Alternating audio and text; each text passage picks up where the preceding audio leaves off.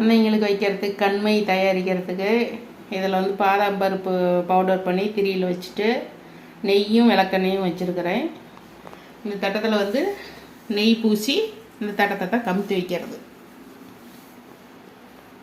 பஞ்சு வந்து காட்டில் வெடித்த பருத்தியிலேருந்து எடுத்து நானே ரெடி பண்ணி போட்டு வச்சுருக்கிறேன்.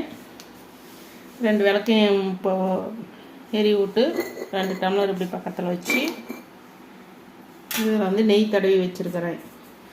இதை வந்து இப்படி கமுத்தி வச்சிட்டோம்னா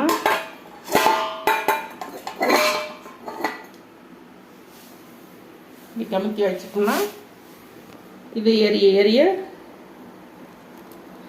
மேலே வந்து கறி சேர்ந்ததுன்னா அதை நாளைக்கு எடுத்து நல்லெண்ணெய் இந்த விளக்கெண்ணெய் விட்டு குழப்பி வச்சுக்கிட்டோம்னா குழந்தைங்களுக்கு வைக்கிறதுக்கு கண்மை பொட்டு வந்து ரெடி ஆயிரும்.